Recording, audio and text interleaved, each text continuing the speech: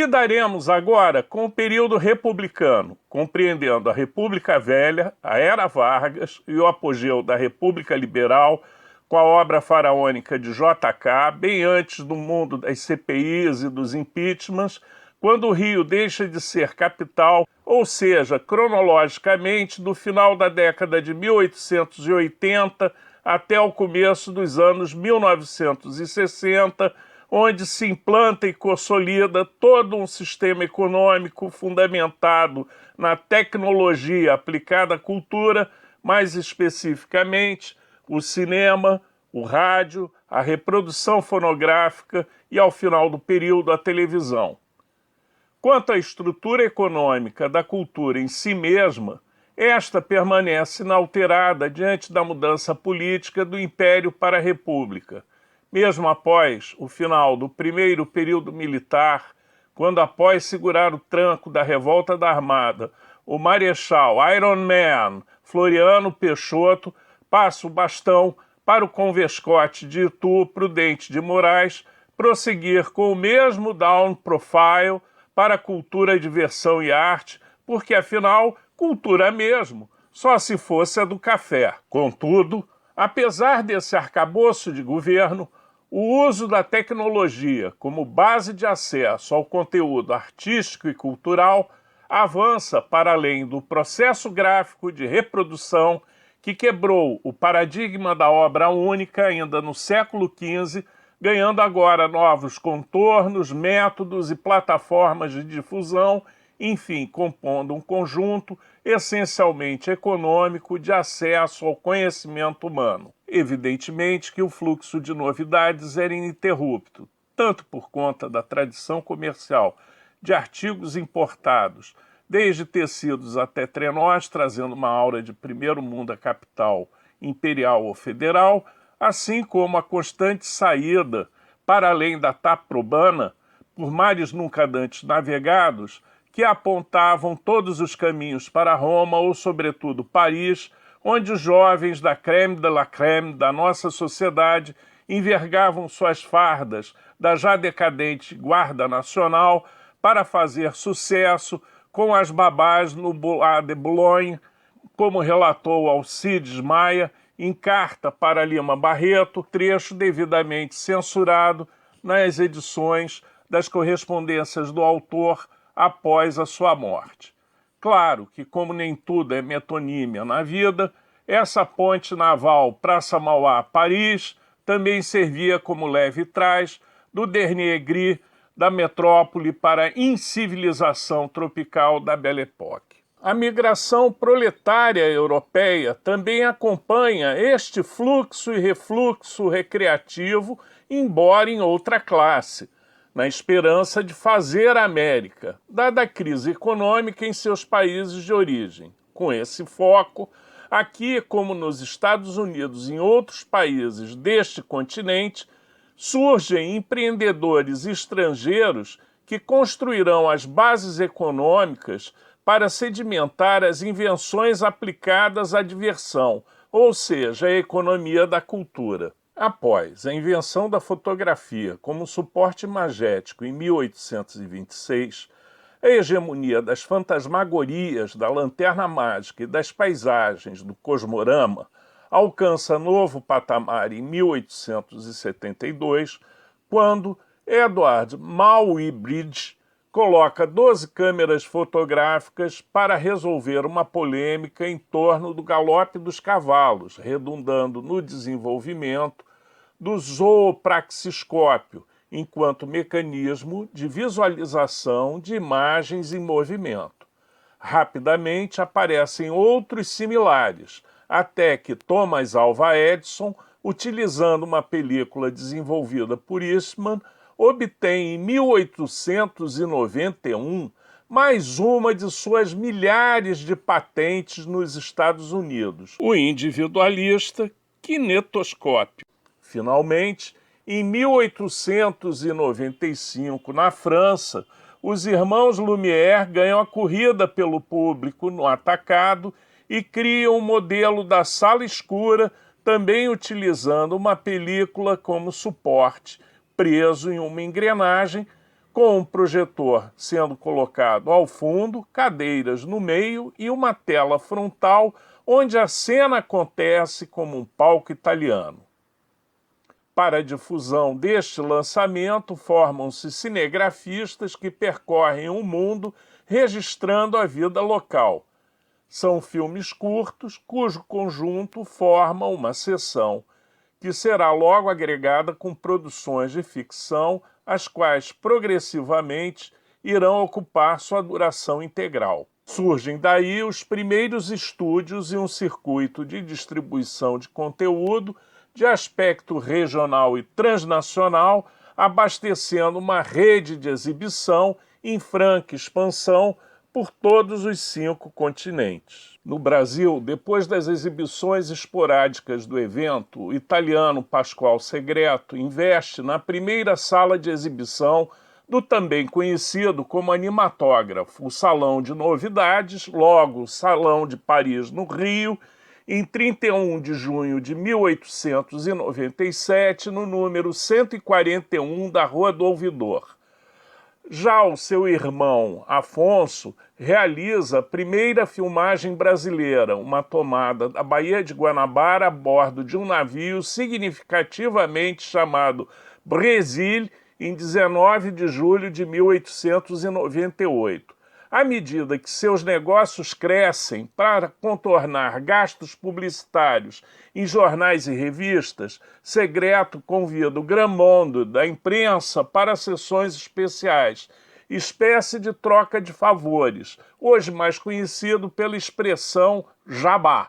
o que lhe rendeu o bajulatório título de Ministro das Diversões, coisa natural a uma cidade acostumada ao puxa-saquismo como ferramenta de relações sociais de prestígio e poder.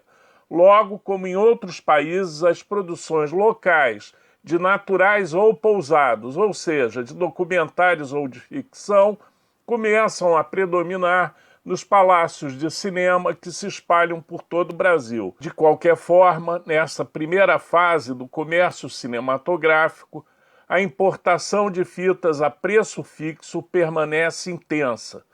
como demonstra esta Vida e Paixão de Nosso Senhor Jesus Cristo, de Fernand Zecca, de 1904, que será exibida anualmente até o final de 1960, nas datas de Semana Santa, quando comédias eróticas e pornochanchadas são suspensas em favor do filme santo,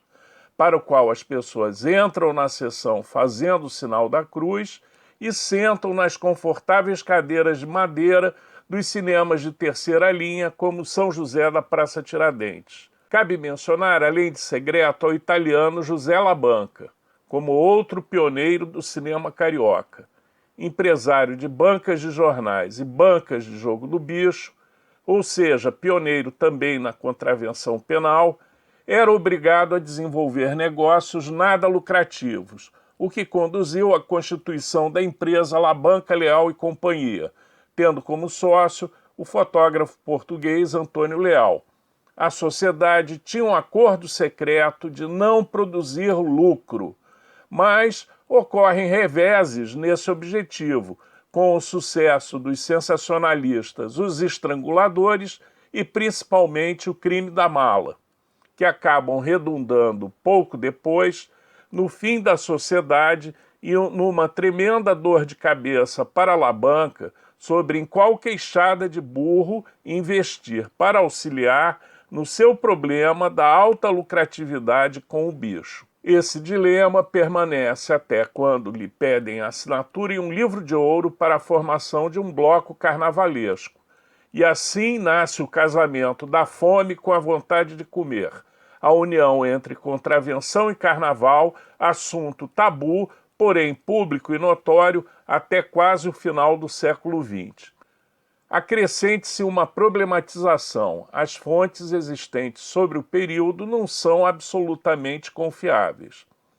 A imprensa carioca, em sua maior parte pertencente a imigrantes portugueses, com jornais tímidos de 4 páginas, começa a modernizar-se através de revistas ilustradas como Careta, Fonfon e Malho, que dão um tom entre a crítica e o colunismo social, com muitas fotografias e charges, mas sem haver um rigor científico, digamos assim, quanto às informações de cunho estatístico que divulgam.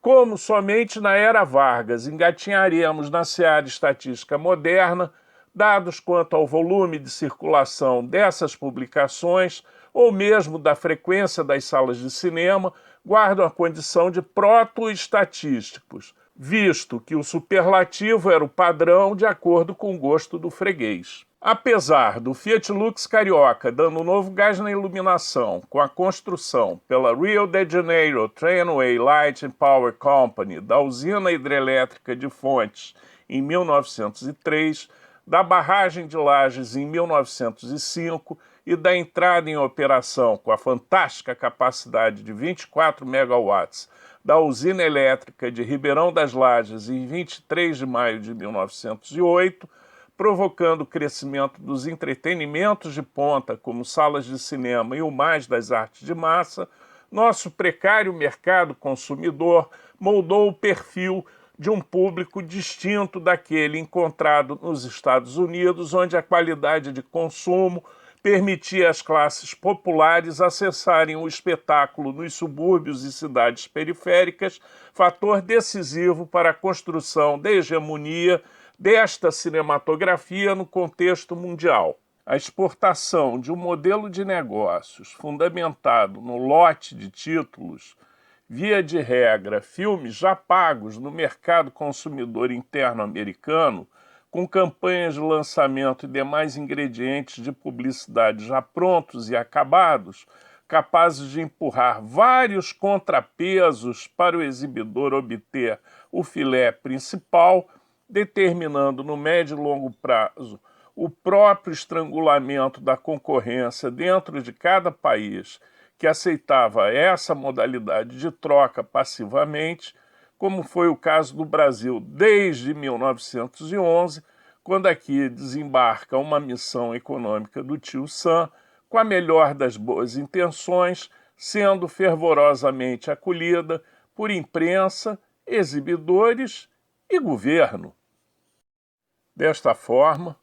durante a consolidação da era dos estúdios, será decisiva a nossa contribuição para o crescimento da 5ª maior indústria dentro do mercado dos Estados Unidos, trazendo como consequência um cinema brasileiro movido a ciclos locais e descontínuos. No mesmo diapasão, voltando à gênese da atividade, como é sabido, nossa memória audiovisual das 2 primeiras décadas do cinema brasileiro é uma vaga lembrança, em parte abstraindo as questões associadas à descontinuidade da política cultural. A perda desse patrimônio pode ser debitada a 2 fatores circunscritos à própria época dos fatos. Em primeiro lugar, a tecnologia audiovisual foi desenvolvida para países e CNTPs do hemisfério norte. A película cinematográfica, até o aparecimento do acetato, era composta pelo nitrato de celulose, material altamente inflamável, sobretudo se exposto a condições adversas de armazenamento, mas, sobretudo ainda, se esse armazenamento é feito no clima ameno do aprazível bairro de Bom Sucesso em um galpão com telhado de zinco, o suficiente para elevar em chamas a matches esportivos, acontecimentos políticos e sociais, dramas e comédias, enfim, todo o conteúdo aqui produzido até o final da Belle Époque, literalmente para o vinagre. Em segundo lugar, há uma correlação entre sinistros e seguradoras. O cinema começou na Rua do Ouvidor, quando as condições de eletrificação e mesmo as condições de segurança da própria sala de exibição, parafraseando o Barão de Tararé, não eram nada, não eram coisa alguma. Fato é que o cinema pegou fogo e, como os bombeiros também não eram nada, o sinistro se alastrou à vizinhança. Surpreendentemente, todos tinham seguro e acabaram sendo indenizados. Na dúvida entre intencionalidade e ignorância, fica o fato histórico da extinção do acervo das películas. Em todo caso, retomando o eixo deste trabalho, todo o tempo lidamos com resultados artísticos e culturais derivados de um trabalho coletivo, por mais que o público sinta-se atraído por algum talento específico dentro deste coletivo. Em outras palavras, para se fazer teatro, cinema, rádio, reprodução fonográfica e televisão, obviamente, precisamos de um grupo de artistas e de técnicos, genericamente artistas e técnicos, em espetáculos de diversões, como se qualificou na Lei 6.533, de 24 de maio de 1978. O cinema silencioso, como quer a academia, ou o cinema mudo, como se consagrou entre o comum dos mortais, cheio de letreiros para cobrirem a carência de voz, atraiu soluções curiosas no Rio, para além dos pianeiros ou das orquestras de piano, flauta e violino. Algumas das primeiras produções nacionais de ficção aqui exibidas eram comédias musicais. O filme era projetado e atrás da tela cantores dublavam os números musicais. Talvez pelas múltiplas opções de exercício profissional que um músico, arte tão ou mais ancestral que o teatro, articulada com as condições de mobilidade em obter um conjunto musical com poucos instrumentos, permitiu a integração em paralelo do músico com a nova tecnologia de entretenimento que não alcançara a possibilidade de reprodução sonora no corpo da película, abrindo um novo campo de trabalho para um músico profissional dar o tom do filme na sala de projeção. Éramos uma capital musical nesta cidade. O Rio da década republicana, e mesmo quando civiliza-se nas reformas de Pereira Passos, que passaram Serol, no Casario Antigo, para erguer a moderna Avenida Rio Branco e adjacências, tinha essa fama de ser uma cidade musical por conta da quantidade de pianos desafinados tocando nas casas mais abastadas e mesmo nas mais remediadas, sempre acompanhados de alguma voz de taquara rachada. Embora fosse considerado um instrumento marginal, o violão também crescia em adeptos e o próprio fim da escravidão, conquanto não tenha trazido resultados práticos de maior monta, mesmo com a repressão aos cultos de terreiro, não impedia também o crescimento do candomblé, cujo uso da percussão em cerimônias rituais será de valia essencial para os desdobramentos posteriores do carnaval a partir de 1928, quando o progressivo crescimento e sedimentação da linguagem das escolas de samba se torna o principal produto cultural carioca em todos os tempos. Então, se agregarmos a dança de salão como hábito que propiciará, no médio e no longo prazo, uma integração social análoga do carnaval, encontraremos um espectro laboral para o músico maior do que para o técnico de teatro ou de cinema. Como se o músico representasse um conjunto interseção entre as diferentes áreas artísticas, obviamente excetuadas as artes plásticas e a literatura.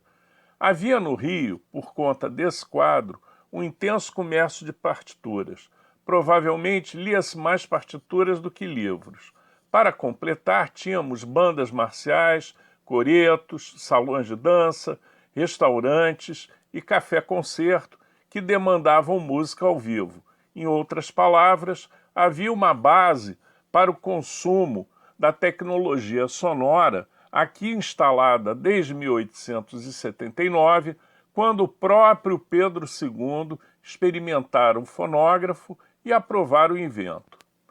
Ou seja, obviamente, o processo individual de gravar a própria voz ou a de outrem antecedeu a forma industrial de reprodução sonora e toda a consequência para o consumo musical, quando surge o suporte físico do disco.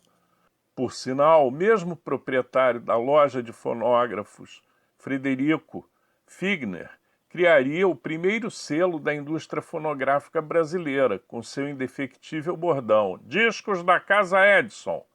ao adquirir a patente dos discos de cera. Embora ainda um processo mecânico que obrigava o ouvinte a dar corda no gramofone, encontramos aqui novamente uma ação de empreendedorismo que observa holisticamente o todo da operação para garantir a ocupação de um mercado em potencial, gerando uma demanda pela aquisição do conjunto, gramofone e disco, dentro da lógica do catálogo, que presidirá todas as atividades posteriores de cultura de massa. Mesma lógica que seria aperfeiçoada com gêneros associados aos nichos de mercado, espécie de cauda longa dessa gênese da economia cultural. Essa transdisciplinariedade da música serve também como balão de ensaio para voos e cânones da música popular brasileira. Ao invés de ficarem fechados em copas no próprio nicho, a ida para outros espaços de atuação permite a músicos como Pixinguinha ou Ernesto Nazaré experimentarem sonoridades que se traduzirão em peças dentro do seu próprio território musical. O caso dos Oito Batutas é emblemático, ao tornarem secundário o filme na tela em razão da qualidade do seu trabalho, representando desta forma o principal centro de atração para a ida ao público àquela sala. Esse sucesso na Belle Époque levará o grupo à Europa, abrindo a inversão da situação usual até então, exportando o talento ao invés de importá-lo. Entre os humores da nossa política econômica, do encilhamento de Rui Barbosa à quebra da economia pela Primeira Guerra Mundial, a supremacia e o sucesso das revistas teatrais permanece sem igual, graças a nomes como Luiz Peixoto ou Chiquinha Gonzaga, autores do burlesco Forrobodó, que em 1912 insere a linguagem das ruas cariocas como elemento cênico, permitindo que o Largo do Rócio, agora Praça Tiradentes, seja uma espécie de Broadway local, onde Pascoal Secreto, com seus teatros e seu parque de diversões, torna-se o nosso primeiro rei da noite, trazendo em 1908, ano da morte de Arthur Azevedo, a implantação de 2 ou 3 sessões diárias teatrais, o que amplia a capacidade ofertada à custa do cansaço do elenco, músicos e equipe técnica, por sinal. Levado a fechar boa parte de suas casas por conta da crise que sucede à guerra, mantém o Teatro São José funcionando graças a uma banda que toca músicas de salão, atraindo os pés de valsa da cidade. Por outro lado, os palcos cariocas ainda servem, como no Império, enquanto rota obrigatória de companhias internacionais, quando os preços vão a píncaros estratosféricos para fazer caixa aos donos locais dos nossos poucos teatros. Em 1894, por exemplo, por suprema ironia da história, o Teatro São Pedro, palco do saudoso João Caetano, defensor intransigente da nobreza teatral contra a vulgaridade circense, tornou-se pela primeira vez um picadeiro para a função, comandada pelo empresário Frank Brown e secundado por Rosita de la Plata, amazona cujas curvas faziam mais sucesso que a voz de Sarah Bernhardt, à frente de 50 artistas, 25 cavalos, cachorros, porcos, cobras amestradas, além dos demais apetrechos da tecnologia circense, como trapézio, malabares e barras, assim como sportmans, clowns músicos e mesmo um transformista, com direito a acérrimas críticas corrosivas de Arthur Azevedo, indignado com a cobrança feita pela Intendência Municipal para fazer frente à construção do Teatro Municipal de uma taxa de 10% sobre a receita de companhias estrangeiras que traziam expoentes teatrais em igual patamar com o cirquinho de cavalinhos. Afinal, por que não cobrar da jogatina em favor da civilização do teatro? Como em situações culturais análogas, anteriores e posteriores, aqui ocorre a mesma tendência em discriminar manifestações mais ao gosto popular, separando-as de outras insensadas a patamares superiores de grandeza. Sempre as demais modalidades de expressão cultural foi complicada a convivência com atividades artísticas de maior e mais diversificado alcance de público. O circo cumpria um papel simultâneo de difusão, interação artística e mesmo utilização de tecnologia de ponta para suas apresentações. Além, é claro, do papel que cumpria a itinerância, invertendo o fluxo natural do espectador na direção do centro em favor de ver um espetáculo perto de sua casa.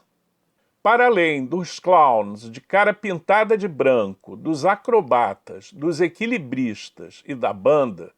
os circos apresentam uma modalidade teatral diferenciada, mas de alcance imediato na inteligibilidade da trama, sem a necessidade de discursos, quais sejam as pantomimas, que servirão em todo o mundo como verdadeiro trampolim para o mergulho na expressividade demandada pelo silêncio da tela prateada. Aliás, se observarmos que o faroeste nasce do Circo Buffalo Bill, assim como os efeitos especiais de Georges Méliès, que aqui ganharia o epiteto de professor, denominação usual para mágicos ou ilusionistas, deduziremos uma lógica natural para os primeiros trabalhos ficcionais do cinema mudo, porém não calado, já que havia uma orquestra, mesmo que fosse composta por piano e violino. Fora as pantomimas,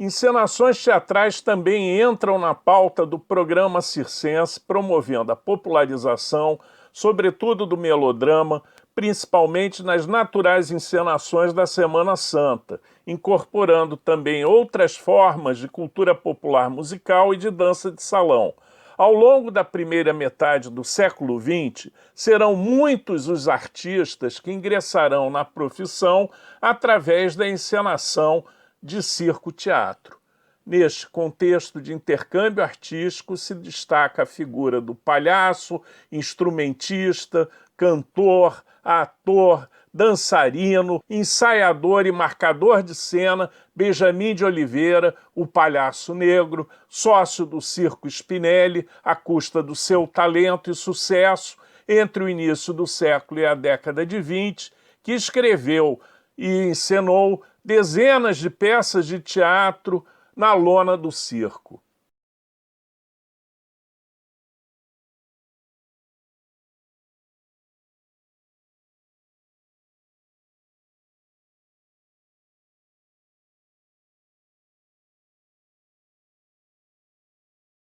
com a reconfiguração do centro do Rio, a abertura da Avenida Central, logo Avenida Rio Branco, a crise econômica trazida pela Primeira Guerra e a consequente greve geral de 1917, para complicar a vida carioca, em 1918, durante 2 meses, a cidade é dizimada pela gripe espanhola, levando inclusive o presidente Rodrigues Alves. O vice Delfim Moreira assume o cargo e a classificação de louco pela nossa isentíssima imprensa por haver se recusado a manter certa contribuição informal dada pelo Poder Executivo ao Quarto Poder, instituída por Campos Salles ainda na década republicana, até também Delfim Moreira morrer no cargo em 1º de julho de 1920. Como democraticamente havia uma alternância entre paulistas e mineiros pelo controle do país para melhor conduzir o conchavo, há uma eleição tampão, vencida pelo paraibano Epitácio Pessoa, que foi nosso homem na Convenção de Paz de Versalhes, que, vamos combinar, foi a raiz remota para a ascensão dos governos autoritários europeus e de quebra para a Segunda Guerra Mundial. Para seguir tudo como antes,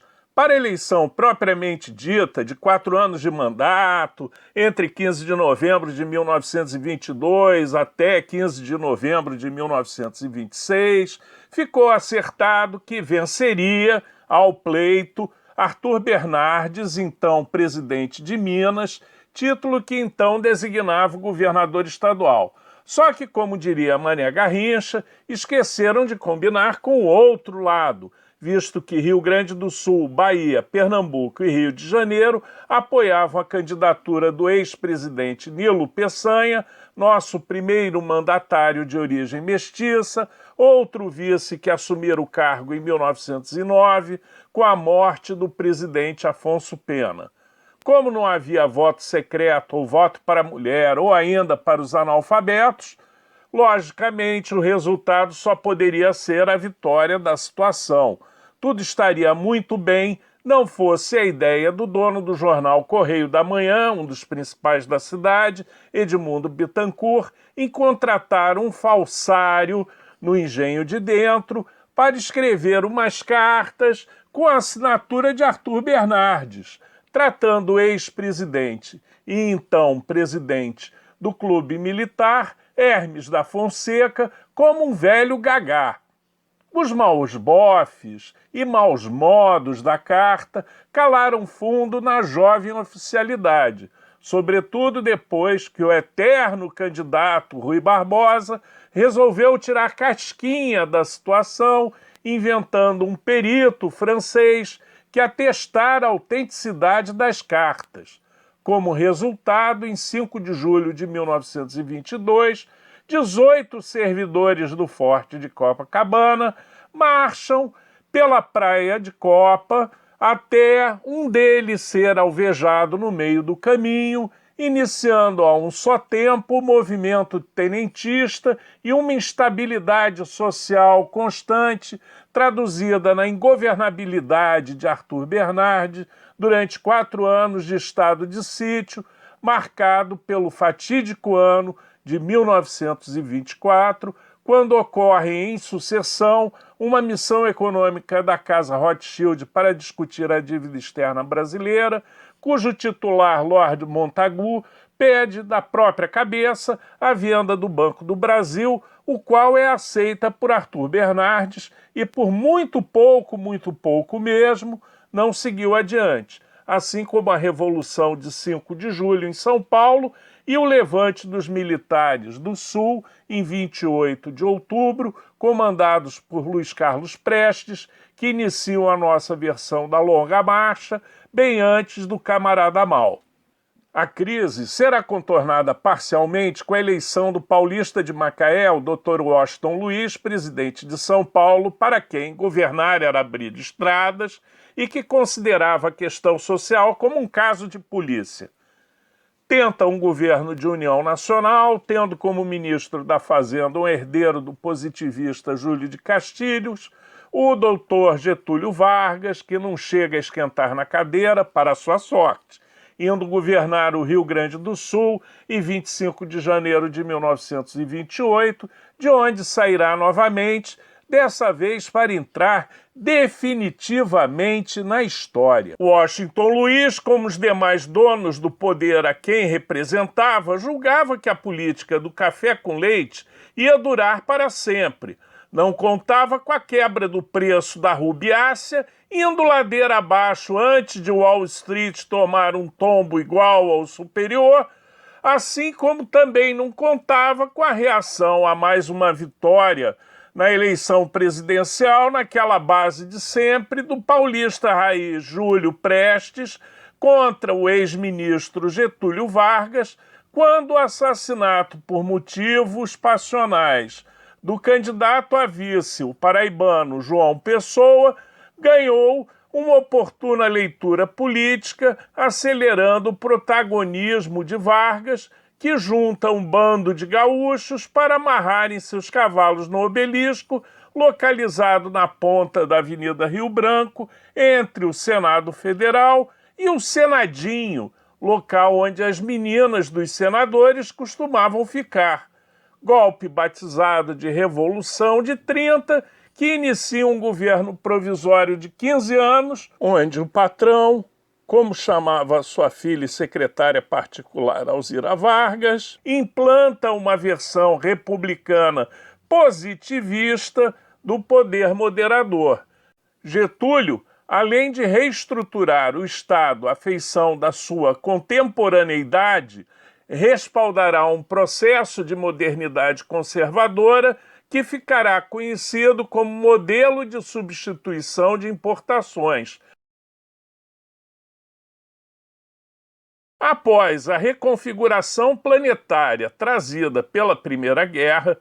chegamos ao centenário da independência em 1922, com a palavra de ordem da modernidade entrando em pauta, sepultando de vez a Belle Époque e o Morro do Castelo a jatos d'água, juntamente com os mais ou menos 18 do Forte, a Semana de Arte Moderna em São Paulo, por sinal não muito bem recebida, no Rio de Janeiro, a fundação do Partido Comunista como espécie de colonialismo cultural da Revolução Russa e, voltando ao nosso tema, a primeira transmissão do telégrafo sem fio dentro do contexto da exposição comemorativa do centenário, levando para fora do Teatro Municipal o discurso do então presidente Epitácio Pessoa e a emissão da ópera O Guarani de Carlos Gomes na primeira live da história do Brasil.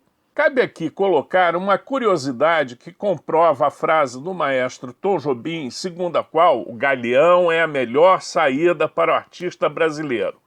Aliás, ironicamente, hoje o Galeão chama-se Tom Jobim. O case do padre Roberto Landel de Moura explora essa questão. Em 1893, 1894, ele consegue implementar a transmissão radiofônica. Ocorre que, ingenuamente, pleiteia financiamento para sua invenção em São Paulo, o que leva a mesma a ser destruída por fanáticos religiosos que a associam como coisa do capeta. Então, o padre tenta fazer novas demonstrações, agora nos States, em 1901, desta feita, terminando por recusar o investimento estrangeiro que aparece para o seu invento, a fim de que ele não perdesse sua soberania nacional. Quando finalmente consegue recursos para entrar com o pedido de patente em 1904, descobre que o rádio já estava patenteado para o italiano Marconi desde 1896. Este mesmo Marconi, que por sinal acenderá do Eletra, Um Barquinho Vai Quando a Tardinha Cai, as luzes do Cristo Redentor em 1931, quando da inauguração do monumento no Alto do Corcovado. Graças ao tino desse inventor italiano, que sobrepujou outros pioneiros, além de Landau, como Hertz e Tesla, nessa corrida pela voz, o rádio, para além dos fins militares de comunicação, tornou-se um produto comercial de geração de emprego e renda. Mas, por aqui, o rádio teria outra construção. Edgar Roquette Pinto, um professor de antropologia, veterano das expedições de Rondon, propõe uma vertente de apropriação do meio tecnológico para fins educativos, e assim constitui a Rádio Sociedade do Rio de Janeiro, em 1923, a PRA2, que terá suas primeiras transmissões a partir da Escola Politécnica do Largo de São Francisco, com um transmissor doado pela Casa Pecan de Buenos Aires, auxiliando de qualquer maneira na quebra da proibição da posse do aparelho radiofônico de então, o Rádio Galena, e posteriormente organizando outra iniciativa educativa, a Rádio Escola, em 1928. Com o rádio, fica patente uma característica constante do Estado republicano em se comportar diante de novas tecnologias de consumo cultural, sempre de forma retardatária e sempre colocando o punitivo antes do incentivo. No caso do rádio, primeiro surge uma legislação de controle do telégrafo sem fio, com a imposição da outorga da concessão pelo Estado, modelo que se repetirá com o aparecimento da televisão. Por isto, temos a denominação PRA. E a PRA2, de caráter educativo, segue-se a concessão da PRA3, a Rádio Clube do Brasil, de caráter comercial. Entre o educativo e o comercial, em menos de 10 anos, a estrutura do sistema de rádio, assim como a cadeia de exibição cinematográfica, serão moldados pelos parâmetros americanos. Vide o decreto número 20.047, de 27 de maio de 1931, assim como na era Vargas, os parâmetros trabalhistas que serão adotados como o melhor dos mundos para o estabelecimento da CLT serem adaptados ou moldados pelos parâmetros italianos, visto que o processo de construção legal, desde então, organiza-se em torno de comissões que coletam os modelos internacionais existentes e geram uma jabuticaba ou um Frankenstein local, o qual, como diz a sabedoria, determinará uma lei que pega ou uma lei que não pega. O sucesso do rádio enquanto eletrodoméstico e meio de diversão ou de acesso a informações e conhecimento marca uma modificação crucial nas relações entre oferta e consumo cultural. Ao invés de implicar o nomadismo do espectador, agora passa a ocorrer um sedentarismo do espetáculo. Não é mais preciso sair de casa para ter o bem cultural ao seu alcance. Adicionalmente, o rádio não implica um foco ou uma forma de concentração exclusiva na recepção de seu conteúdo. O ouvinte pode fazer quaisquer tarefas domésticas ou laborais sem precisar um suporte cativo para aquela atividade. Esse fundo plural, englobando a música dos programas de auditório, o teatro, dos seriados e radionovelas, as transmissões esportivas e as últimas notícias antes do jornal do dia seguinte, só terá a barreira do preço da aquisição do eletrodoméstico, a qual também cairá rapidamente por conta da crescente ampliação do público. Esse paradigma de programação será adotado pela televisão na sua primeira década, de certa forma levando ao declínio da estrutura de programação e audiência do rádio, encaminhando o rádio cada vez mais para programas sem auditório e com conteúdo musical transmitido por discos. Após uma fase de construção, de significação e de incorporação enquanto hábito de consumo, a indústria fonográfica e a indústria do cinema experimentam rumos diferentes no Brasil. A produção de discos evoluirá progressivamente do fonógrafo para a eletrola e finalmente para modelos portáteis nos anos 1960. De 1927, quando a Odeon rompe seu acordo com a Casa Edison e abre caminho para as multinacionais do disco aqui entrarem até o começo dos anos 1950, a produção terá captação elétrica, suporte rígido, velocidade de 78 rotações por minuto, com capacidade de inserção apenas de 2 músicas de 3 minutos em cada lado e padrões de arranjo com um perfil semelhante à estrutura de uma revista, com a abertura ou apresentação do tema, desenvolvimento e passagem para o grande finale, até o vinil entrar em cena com velocidade de 33 rotações por minuto, ampliando o conteúdo para meia hora ou 6 faixas de cada lado, já na transição entre os anos 1940 e 1950.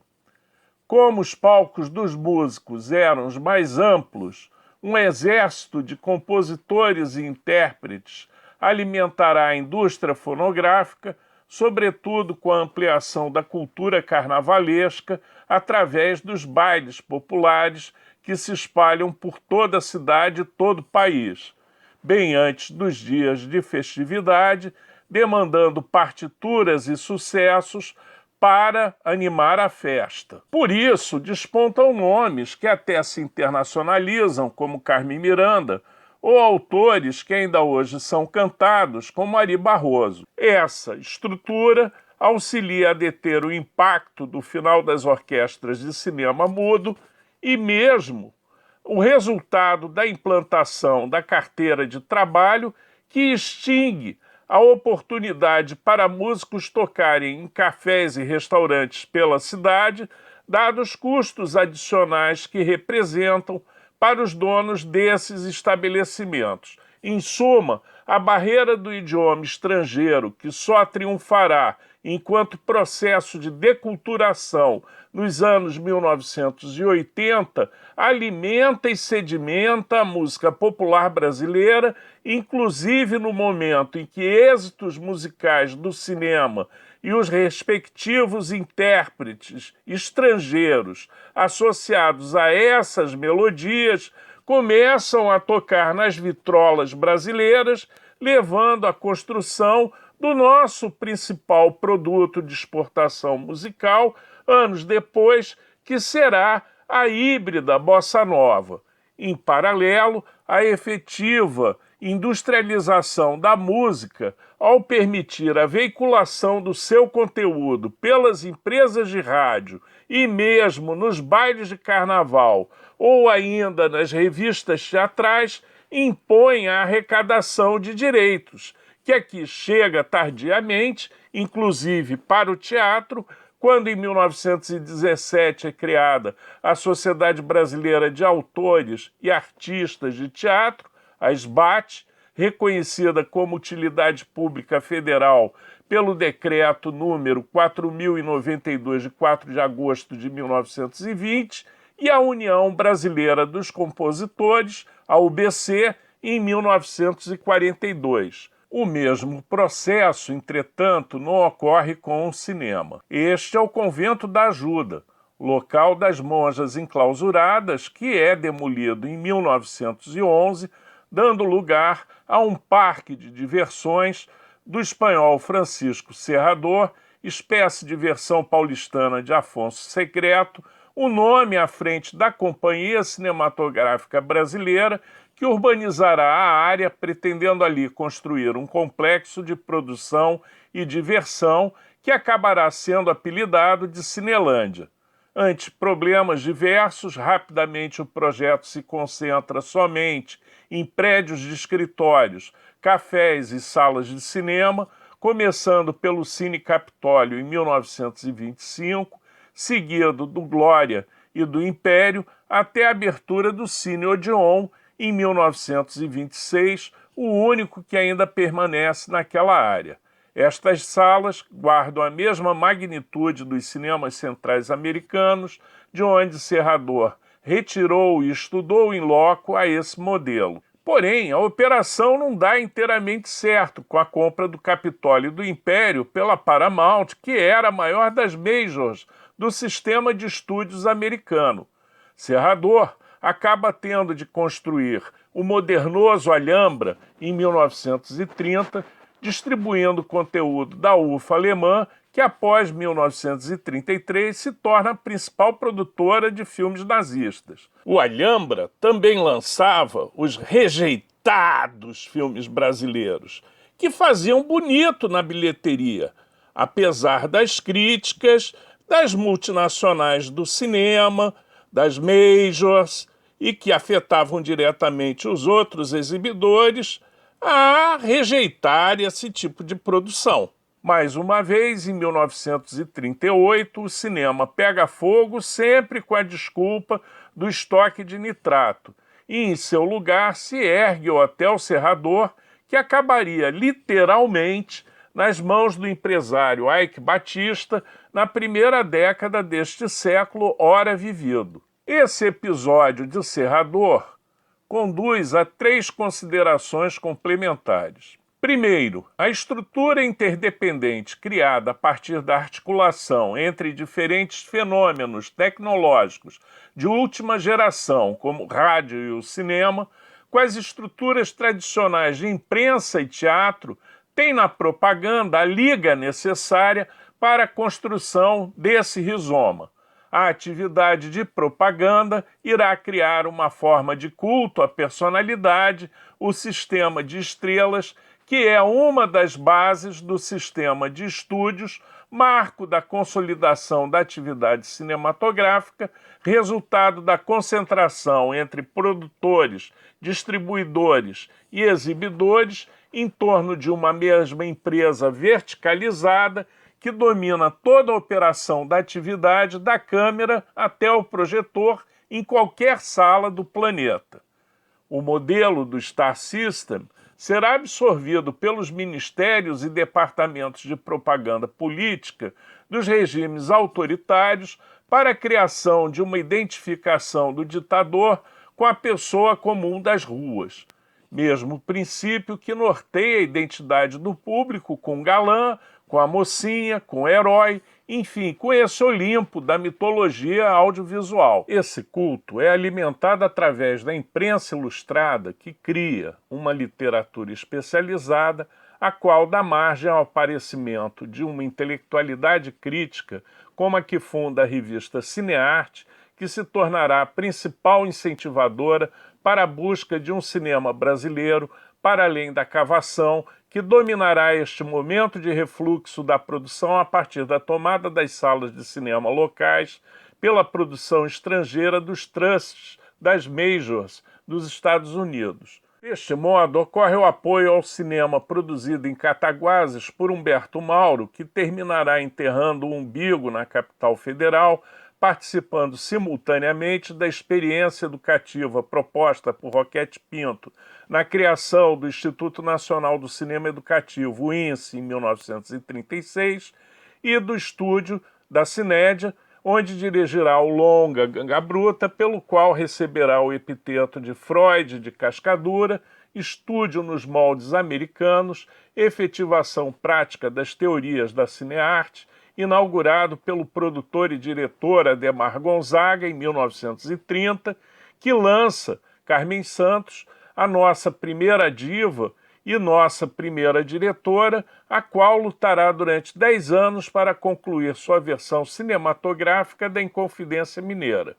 Gonzaga também promove o surgimento do filme musical brasileiro, integrando nomes do rádio com os do cinema, em fitas como Alô Alô Brasil e Alô Alô Carnaval. Mais tarde também produzirá O Ébrio, um dos maiores blockbusters da história do cinema brasileiro, em 1946, com mais de 5 milhões de espectadores, escrito e dirigido por Gilda de Abreu. Em segundo lugar, essa correlação desigual entre filmes bem-sucedidos e já pagos em suas matrizes, com um pacote publicitário pronto, contra uma produção residual nacional, com custos crescentes a fazer frente, prototípica, ou seja, sem qualquer experiência de resultado econômico anterior, agregado à cooptação dos exibidores através do calendário de lançamentos imposto pelos estúdios americanos, conduz a uma pressão por ações protecionistas do governo, método que se tornará uma constante em nossa história audiovisual, sofrendo vários tipos de resposta a partir do decreto do Complemento Nacional, ainda no primeiro Vargas, em 1932, seguido por um tímido sistema de cotas de tela, já no Estado Novo, tendo entre o Complemento Nacional e o fim da Era Vargas a presença do Departamento de Imprensa e Propaganda, repetindo o mesmo modelo existente na Alemanha nazista, na Espanha de Franco, na Itália de Mussolini e na Portugal de Salazar, ou seja, de um cinejornal ideológico de propaganda de Estado, bem como a indefectível censura de diversões, a qual também funcionava como fator limitante moral para que o modelo de substituição de importações não fosse observado com relação ao cinema. Em terceiro lugar, ao ocaso de Serrador corresponderá a ascensão da família Severiano Ribeiro no controle da exibição, após experiência bem-sucedida na implantação do hábito cinematográfico em Fortaleza, ainda nos anos 1920, Luiz Severiano Ribeiro migra para o Rio de Janeiro, onde expande sua rede, sobretudo para além da Cinelândia, na construção de cinemas de bairro, paulatinamente se tornando nosso maior exibidor. Seu filho dará continuidade à operação, promovendo uma verticalização à moda brasileira com a Atlântida, fazendo sucessivos sucessos a partir de um híbrido entre os musicais da Metro e o teatro de revista da Tiradentes, que será conhecido como Chanchada e que entrará em decadência no final desse período, quando o cinema inspirado no neorrealismo italiano de temática social, feito para dar voz e voto ao brasileiro comum das favelas e periferias, começa a se destacar inclusive nos festivais internacionais, para além dos pioneiros Nelson Pereira dos Santos e Alex Vianney, na explosão do cinema novo. Quarto, essa interface ou interdisciplinariedade entre artistas, técnicos e músicos em torno do cinema, do teatro, do rádio, da televisão e também do circo-teatro e do carnaval impulsionará a maturidade de cada área específica e do conjunto da profissão, estética e intelectualmente falando. Assim teremos as vedetes e os números de plateia de Walter Pinto, Ziegfeld, da Tiradentes, modernizando e glamourizando o teatro de revista, Pascoal Carlos Magno e o Teatro do Estudante do Brasil, formando plateias e quadros, o tablado de Maria Clara Machado, dando relevância e projeção ao teatro infantil, grupos como Os Comediantes, cujo diretor Ziembinski, um sobrevivente polonês da Segunda Guerra, eliminará o ponto e dará relevo ao autor nacional com a encenação de Vestido de Noiva de Nelson Rodrigues, resgatando o naturalismo enquanto viés dramático, ou ainda o Teatro dos Sete, revelando Fernanda Montenegro, Sérgio Brito e Ítalo Rossi, com a histórica montagem de Gianni Rato para o Mambembe, de Arthur Azevedo, em 1959. Claro que capitaneados pelo imortal Procópio Ferreira, herdeiro direto do ator Vasques e de João Caetano, com a vigorosa crítica social de Juraci Camargo, em Deus lhe pague, ainda em 1932. Portanto, esse panorama de efervescência cultural ainda permanecerá durante os 2 primeiros governos do estado da Guanabara, começando a ruir nos anos 1970, assunto que envolve outras variáveis que requerem um exame mais aprofundado em outra oportunidade. Muito obrigado a quem chegou até aqui.